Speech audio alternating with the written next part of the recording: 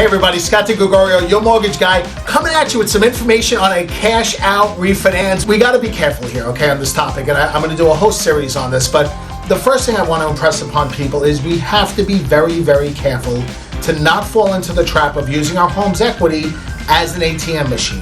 Lots of people did that in 2001, 2, 3, 4, and 5, and then lots of those people lost their homes in 2008, 9, 10, and 11. Let's not put ourselves in that position. We have to be careful. Please watch all the videos in this series and I'll break it down for you.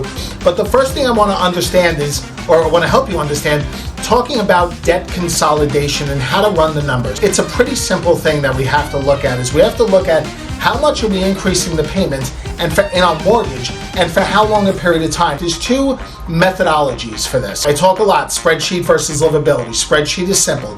We run the numbers. We're eliminating this much per month in debt by paying it off. We're increasing your mortgage. The difference between the two is your monthly gain. The trick of that is, what are you going to do with that money? If you're going to do a refi, save $300 a month, and then waste $300 a month at restaurants, I got to be honest, don't waste your time. That's using your house as an ATM. Better, let's take that $300 a month and do something smart with it. Maybe pay off more debt, maybe invest it, maybe save it for the future, whatever. But that's an important thing. So that's the spreadsheet method.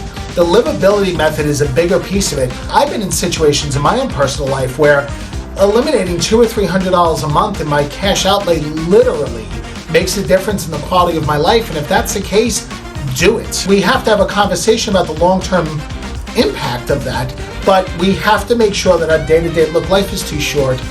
We got to keep our stress level as low as manageable. And I see a lot of people buying stupid crap that they don't need.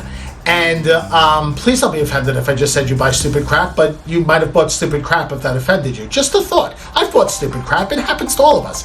Anyway, look, we got to run the numbers. Spreadsheet, livability, that's the way to do it. If you have any questions about your specific situation, reach out to me. One of the videos, I talk about how I could run those numbers without actually pulling your credit. Hopefully I catch you on that video. If not, reach out to me. I'm here to help. Scott DiGregorio, your mortgage guy. I will talk with you soon. Bye-bye.